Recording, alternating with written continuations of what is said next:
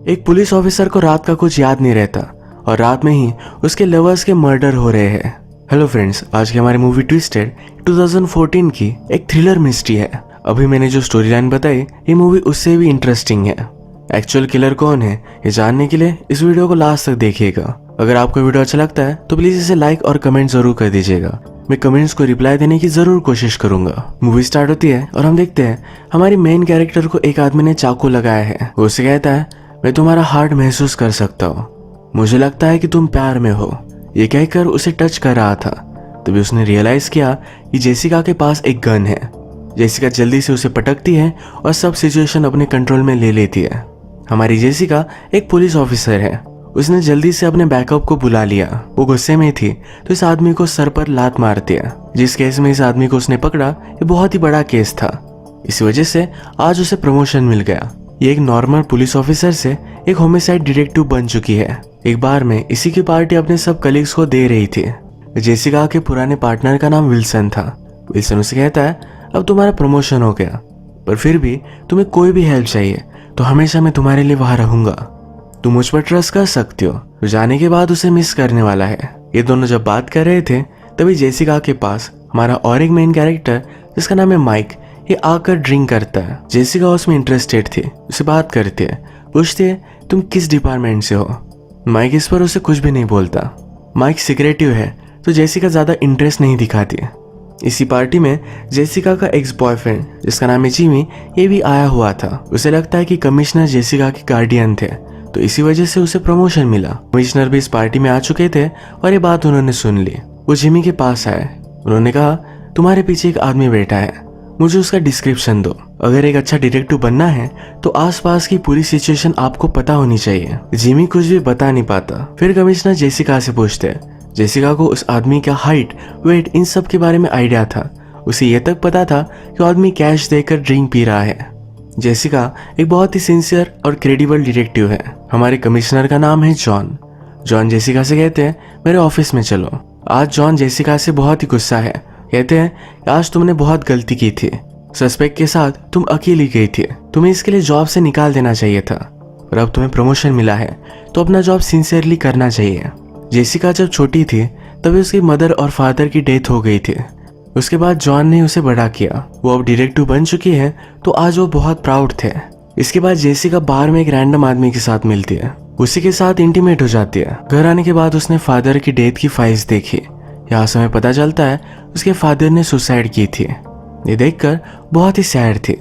इसके बाद next day Jessica को साइकोलॉजिस्ट के पास जाना पड़ा। उसका प्रमोशन हो चुका है तो उसे मैंडेटरी अपनी मेंटल हेल्थ का ख्याल रखना पड़ेगा। डॉक्टर उससे क्वेश्चन पूछ रहे थे और कहती है कि मैं परफेक्टली फाइन हूँ। उसे अगर कोई स्ट्रेस आता है तो निकालने के लिए उसने सेल्फ प्रोटेक्शन का क्लास ज्वाइन किया है। जब जेसिका फर्स्ट टाइम अपने ऑफिस में आई तो सब लोग उसे कॉन्ग्रेचुलेट करते हैं। वो सरप्राइज थी कि जिसने बार में उससे बात नहीं की थी वही माइक उसका पार्टनर है। ऑफिस में उसका कलीग डेल ये उससे बात करता है और कहता है, जिसको तुमने पकड़ा एक बड़े केस का सस्पेक्ट था, तुमने सब कुछ गड़बड़ कर दी। जेसिका ने अपना जॉब शुरू भी नहीं किया तब तक उसका एनिमी बन गया। जिस कल्प्रिट को जेसिका ने मुंह पर मारा था उसने अपना लॉयर अब बुलाया हुआ है। उसे कहता है, जो उसने किया वो बहुत गलत किया। मुझे धोखे से वहां वो लेकर गई थी, मुझ पर हमला किया। इस कल्प्रिट का लॉयर एक बहुत बड़ा लॉयर है जिसका नाम है रे। रे कहता है कि उसने जो किया इसके लिए उसे भुगतना पड़ेगा। मीटिंग के बाद रे जेसिका और माइक से मिलता है। माइक कहता है, तुम उसे रिप्रेजेंट क्यों कर रहे हो? तुम तो हमेशा जस्टिस को लेकर बहुत ही सिंसियर थे। रे कहता है, उसके फादर बहुत इन्फ्लुएंशियल है और मेरे साथ गोल्फ खेलते हैं तो उन्हें मैं हेल्प कर रहा हूँ। माइक के यहाँ से जाने के बाद वो जेसिका से बात करता है। हमें पता चला इन दोनों में रिलेशनशिप हुआ करती थी। रे ने जेसिका को संडे पर अपने घर पर बुलाया। इस केस को डिस्कस करने वाला है। जेसिका ने उसे मारा था, ये प्रॉब्लम ना हो जाए तो जॉन से ओपिनियन मांगने के लिए वो आई हुई थी। जॉन कहते हैं, तुम्हें कोई भी प्रॉब्लम नहीं होगा। तुमने जो स्टोरी बताई है कि वो तुम पर अटैक कर रहा था, सिर्फ यही स्टोरी कोर्ट में बता देना। नेक्स्ट सीन में वो फिर से साइकोलॉजिस्ट के पास थे। साइकोलॉजिस्ट कहता है, तुम्हारे मदर और फादर के बारे में हम बात करते हैं। वो कहती कि उनके बारे में क्यों बात करनी है। साइकोलॉजिस्ट कहता है, तुम्हारे एंगर इश्यूज शायद उस वजह से है। जेसिका कहती है, मुझे कोई भी एंगर इश्यूज नहीं है। ये बताते बताते बहुत ही गुस्सा हो गई थी। आज रात घर आने के बाद भी वो फिर से अपने फादर की क्राइम सीन के फोटोज देखती है। ये देखते वो को ड्रिंक कर कर रो रही थी। वो अपने पेरेंट्स को बहुत मिस करती है। थोड़ी देर में उसे माइक का कॉल आया। उन्हें सीशोर के पास एक डेड बॉडी मिली है। उन्होंने डिस्कस कर कर डिसाइड किया कि उन्हें इस सीशोर का पूरा राउंड लगाना चाहिए। डेड बॉडी के हाथ पर एक सिगरेट का बर्न नोटिस करते हैं। इस बॉडी के चेहरे को जेसिका ने जब सही से देखा तब रियलाइज किया जिस स्ट्रेंजर के साथ वो इंटीमेट हुई थी ये उसी की डेड बॉडी है। इसके बारे में वो अपने पार्टनर को बता देती है। ये उसे कैसे जानती थी? जब ये उसके कलीग को पता चला तो उसे जज करते हैं। इस पर वो गुस्सा थी। अगले दिन माइक और जेसिका पूरे शोर के चक्कर लगा रहे थे। माइक उसे कहता है यहाँ पर बहुत सारे प्लेसेस है जहाँ पर आप कुछ ना कुछ तो हाइड कर सकते हो। माइक एक्चुअली इसी शोर के पास रहता है तो उसे सब कुछ पता था। माइक ने डेड बॉडी पर सैंड देखी थी तो किनारे पर आया। माइक को लगा कि शायद यहाँ पर मर्डर हुआ होगा। जेसिका को याद आया कि उस रात वो और वो स्ट्रेंजर ये दोनों यहाँ भी इंटीमेट हुए थे। अगले दिन इस केस पर ऑफिस में डिस्कशन चल रहा था। जेसिका को लगा कि एक सीरियल किलर का काम है। इस पर सब लोग बहुत हंसते हैं, कोई भी उसे सीरियसली नहीं लेता। रात में माइक और जेसिका बार में आए हुए थे। यहाँ पर जेसिका का एक्स बॉयफ्रेंड जिमी उसे स्टॉक कर रहा था। जेसिका के कहने पर माइक उसे दूर रहने की धमकी देता है। बार में ड्रिंक करने के बावजूद जेसिका घर आकर फिर से ड्रिंक करती है। वो पास आउट हो चुकी थी। सुबह उसे माइक का कॉल आया और उन्हें और एक डेड बॉडी मिली है। इस तरीके से लास्ट डेड बॉडी थी। उसी टाइप का सिगरेट बर्न इस विक्टिम के हाथ पर भी है। इससे कंफर्म हो गया कि एक सीरियल किलर का काम है। जेसिका के बॉस कहते हैं तुम्हारा अंदाजा सही था, तुम अच्छा काम कर रही हो। पर जेसिका टेंशन में थी। इस विक्टिम के साथ भी वो इंटीमेट हुई है। नेक्स्ट सीन में हम देखते हैं फॉरेंसिक्स की लेडी इस लाश को देख रही थी। लाश के ईयर पर उसे एक अलग आदमी का ब्लड मिला। अब शायद किलर पकड़ा जा सकता है। इस ब्लड को एनालाइज कर इसका रिजल्ट आने में जरा टाइम लगेगा। अगले दिन साइकोलॉजिस्ट के पास जेसिका बहुत ही टेंशन में थी। साइकोलॉजिस्ट कहते हैं तुम्हें अपने मदर और फादर की फीलिंग्स को कन्फ्रंट करना चाहिए। जेसिका कहती है वैसा कुछ भी नहीं है। उसने बता दिया कि जिनकी भी किलिंग्स हो रही है उनके सबके साथ में सोई हुई हो। ये बात उसने अपने पार्टनर को भी बताई नहीं। साइकोलॉजिस्ट ने कहा तुम्हें ये बात बता देनी चाहिए, शायद तुम डेंजर में हो सकती हो। मिशन के बाद जेसिका जब पार्किंग लॉट में थी तो उससे उसकी गाड़ी की कीज नीचे गिर गई। उसके पीछे कोई आया जिससे वो बहुत डर गई थी। ये साइकोलॉजिस्ट ही थे।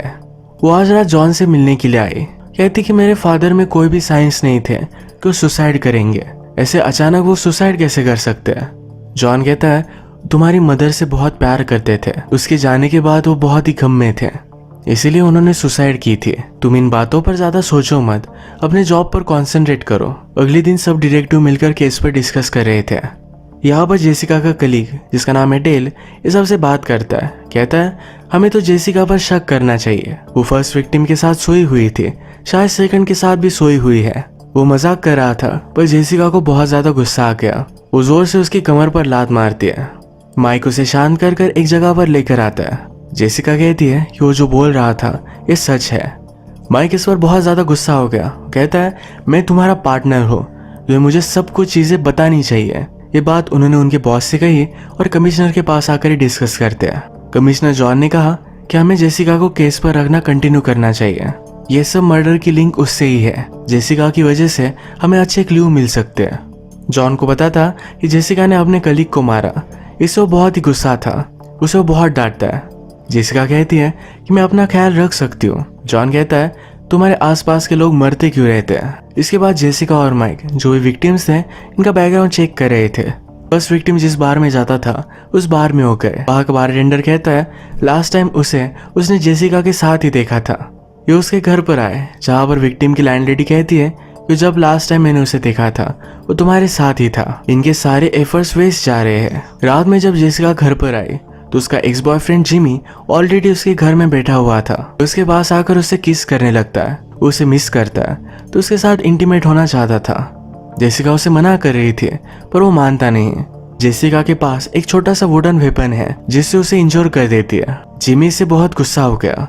उसे साइकोपैथ बुलाकर वहां से चला जाता है। अगले दिन वो एक कल्प्रिट से मिलने के लिए आए। ये वही है जिसे हमने मूवी के फर्स्ट में देखा था।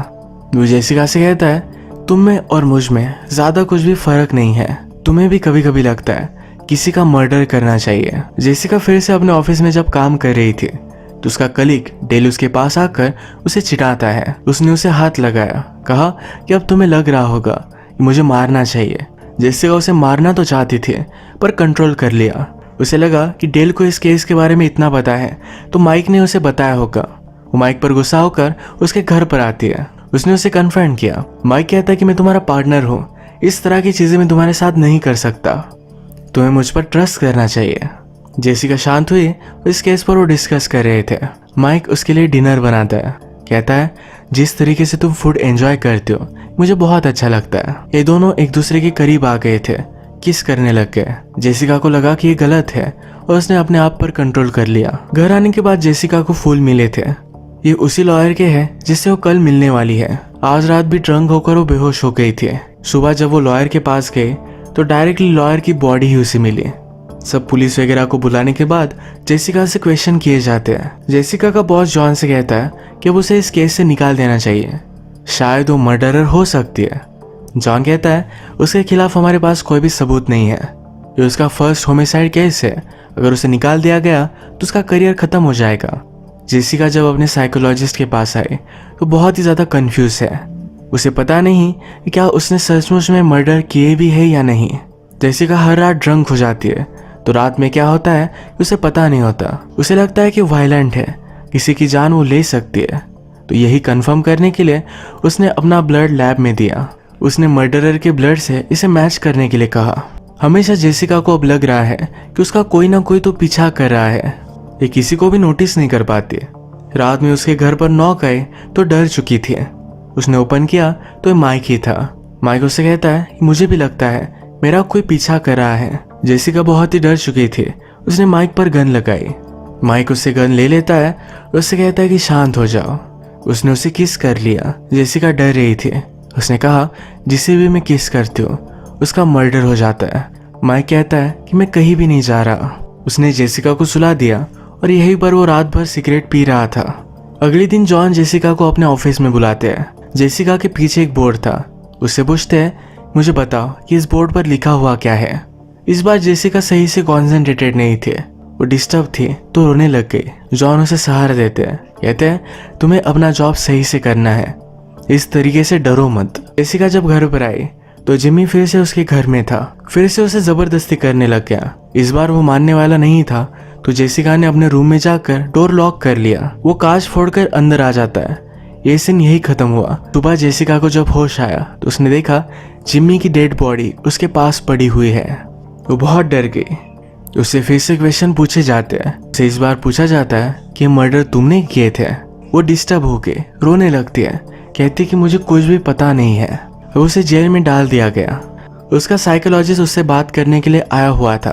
तभी जॉन वहां पर पहुंचा। जॉन जेसिका से कहता है कल रात तुम्हारे ड्रिंक में किसी ने कुछ मिला दिया था, इसी वजह से तुम अनकॉन्शियस थे, तुम कोई भी मर्डर नहीं कर सकते। इसी रीजन की वजह से जेसिका को बेल भी मिल गई। इसके बाद जॉन और जेसिका डिस्कस करते हैं। जॉन कहता है कोई ऐसा है जिसे तुम्हारा सब कुछ रूटीन पता है, तुम्हारे घर का उसे एक्सेस है। जेसिका के माइंड में एक ही आदमी आया, उसका पार्टनर माइक।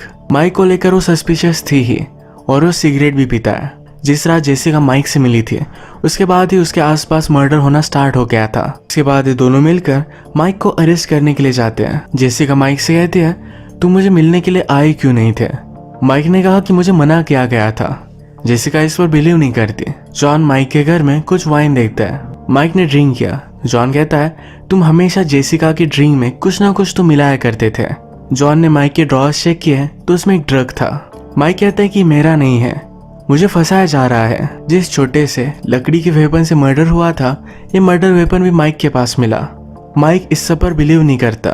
एक्चुअल में जॉन ने माइक के ड्रिंक में भी ड्रग मिला दिया था तो अनकॉन्शियस हो गया। जॉन जेसिका से कहता है हमें अब इसे सजा देनी चाहिए, ये केस कोर्ट में जाएगा, इसे बेल मिलेगी। इन सब चीजों पर वो बिलीव नहीं करता। जॉन और जेसिका एक घर में थे। इन सब का सबूत वो मिटाने लग जाता है। वो माइक के मर्डर को एज अ सुसाइड दिखाने वाला था। वो माइक के पास जेसिका का फोटो रख देता है। कहता है सबको लगेगा कि तुमने उसे रिजेक्ट किया इसलिए उसे खुदकुशी कर ली। जॉन ने सब क्राइम सीन सेटअप किया तो जेसिका रियलाइज करती है इसी तरीके का क्राइम सीन उसके फादर के सुसाइड में भी था, यानी कि जॉन ने उसके फादर को भी मार डाला था। जेसिका ने अपनी गन निकाली, उसे अरेस्ट करने वाली थी। जॉन उसे समझाने की कोशिश करता है पर वो समझ नहीं रही थी। वो कहता है तुम्हें भी तुम्हारे फादर की तरह ही गुस्सा है। मैंने उसे बताया था कि उसकी वाइफ उस पर चीट कर रही है पर वो माना नहीं। उन दोनों में झगड़ा हुआ और जेसिका के फादर बहुत ही डिस्टर्ब थे। इसी वजह से जॉन ने जेसिका के फादर को मार डाला था। यही जब वे बात कर रहे थे तो माइक को होश आया और जल्दी से यहाँ से वो भाग जाता है। जॉन जोर से जेसिका को स्लाइप कर माइक के पीछे पीछे आया। माइक अपने घर के नीचे छुप गया था और फाइनली जॉन ने उसे ढूंढ लिया। जिस तरीके से सीरियल किलर अपने हर विक्टिम को बर्न देता है, उसी तरीके से जॉन ने माइक के हाथ पर सिगरेट बर्न दिया। जेसिका वहां पहुंची, उसने ये सब देख लिया। वो कहती है, तुम ही मर्डरर हो, तुमने ये सब किया क्यों? जॉन कहता है, तुम्हारी मदर को एक बीमारी थी, वो कभी भी उसके हस्बैंड से फेथफुल नहीं थे। मैं उससे प्यार करता था पर वो मानी नहीं, इसलिए मैंने उसे मार दिया। तुम्हें भी वही बीमारी है, तुम किसी के साथ भी इंटीमेट होती रहती हो। मैंने हर एक को मारकर ये क्यूर करना चाहा। जॉन कहता है, तुम अभी भी कुछ नहीं कर सकती, अगर तुमने मुझे मार डाला तुम पर ही सब शक आएगा। जेसिका स्मार्ट है, उसने पहले ही अपने ओल्ड फ्रेंड को कॉल कर दिया था। जॉन का कन्फेशन उसने सुन लिया और सारे पुलिस को लेकर वो यहाँ आ रहे थे। जॉन जेसिका से कहता है, मैं तुम्हें और एक लास्ट बात सिखाना चाहता हूँ, आप जो भी करते हो कभी भी उसमें कोई भी मिस्टेक नहीं होनी चाहिए। जॉन अब माइक को मारने वाला था तो जेसिका उसे शूट कर देती है। जॉन ने जानबूझकर प्रिटेंड किया कि वो माइक को मार रहा है। वो पकड़ा नहीं जाना चाहता था, पकड़े जाने से तो अच्छा मर जाना था। ये सब पुलिस ने देख लिया था तो जेसिका को अब कोई भी प्रॉब्लम नहीं आएगा। वो माइक के पास आई, उसे सॉरी कहा, माइक भी उसे माफ कर देता है। इसी मोमेंट पर इस मूवी का एंड हो जाता है। अगर आपको ये मर्डर मिस्ट्री पसंद आई तो प्लीज़ इस वीडियो को लाइक कर दीजिएगा। ये बहुत सारी मूवीज़ लेकर आते रहता हो तो प्लीज़ इस चैनल को सब्सक्राइब कर दीजिए। बेल नोटिफिकेशन आइकन दबाने मत भूलिएगा। हम फिर से मिलेंगे और एक नई मूवी के साथ। तब तक के लिए थैंक यू और आप अपने आप का ख्याल रखिए।